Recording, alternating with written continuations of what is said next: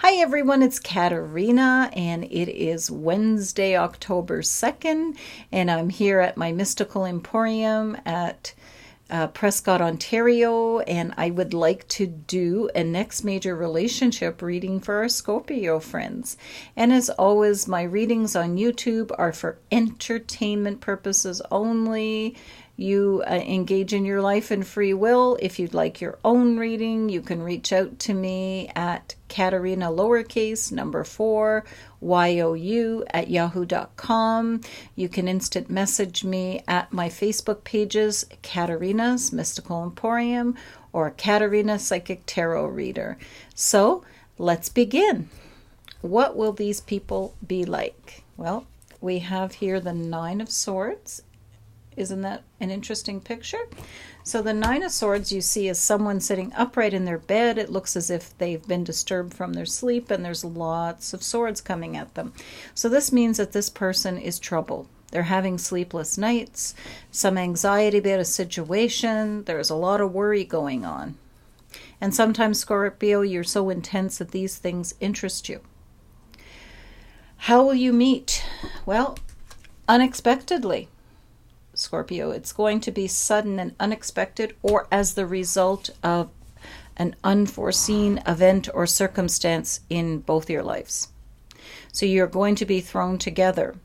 But Scorpio, you are going to be very hesitant to engage in the situation. Scorpio, you are quite psychic, and when you listen to your intuition, you do quite well. But this is kind of making you hesitant to engage. What will be your first impression about this individual? We have the Queen of Cups in reverse. So this lady would appear to you as being rather cold and reserved. She's not someone, or he's not someone, who gives their affection over quite easily. So they would appear to be quite austere and distant, actually, to you. So it's not going to be someone who's all over you or like very, very flirty. How will they affect you? Seven of Swords. I call that sword, I call that card, to be a card of deception. So somebody who takes what they want and goes off in the middle of the night. So, that may be you, or it could be the other individual, that it starts to make you behave in a certain way to get what you can out of the relationship and get out. Maybe to come over, make love, have some fun, and get out of there, or not really tell them the complete truth about you, or they to you. So there's deception in this relationship. It's not always as clear cut as we would like it to be. It's not one of those warm and open and trusting relationships. There's a lot of drama that's going on with them this far that I see. It's not honest. It's not typical. Now, for you, that may very well suit your needs. I think that both of you would play a part in this type of relationship. Is it destructive? Well, let's go and see as we move through the cards. Next card is, what kind of relationship will it be? Nine of Pentacles. Well, in many levels, it's not a bad card, the Knight of Pentacles. It's about a self-employed, self-independent person. So someone who looks after their own interests. So that would mean that relationship means that it's not someone that you could count on, nor they you, for resources and for ongoing companionship and for total dedication. It shows in an independence in this relationship. It doesn't seem like it's one where you merge completely into one person. What are the obstacles in this relationship? We have the Hermit, another major arcana card. Well, it's going to cause you to withdraw.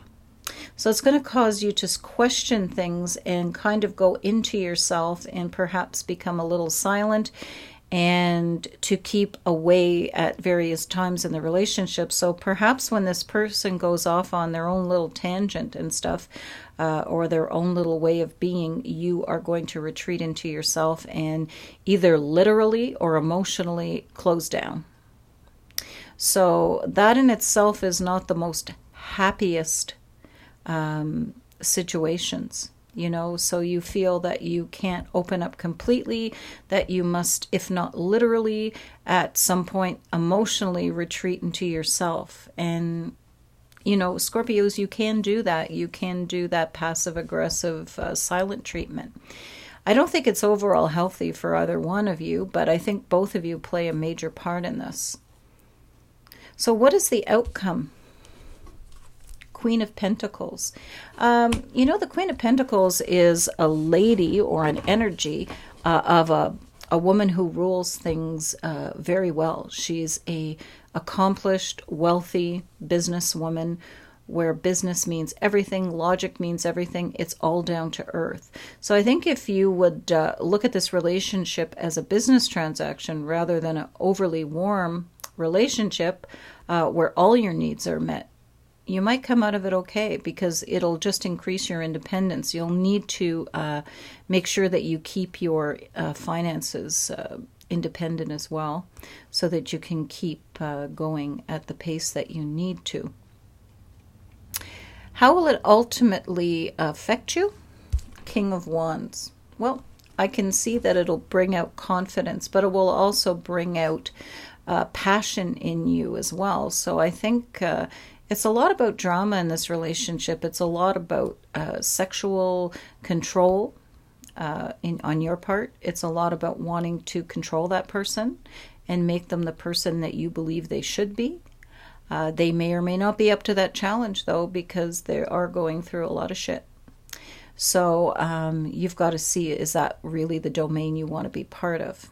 It definitely will be exciting for you because it will be dramatic, but it can be draining at the same time. What will you learn? Two of Pentacles. Really, in this case, it's about you learning how to balance everything. Everything, what you see, what you have now is not necessarily bad, and what you come in the future is not necessarily good. It's about balancing all the aspects of your life and your relationships, including the relationship with that individual. Not burning the candle at both ends, not spending all your money.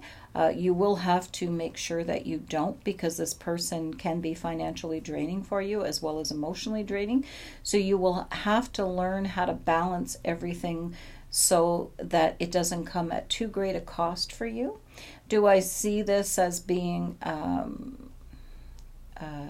long-term relationship?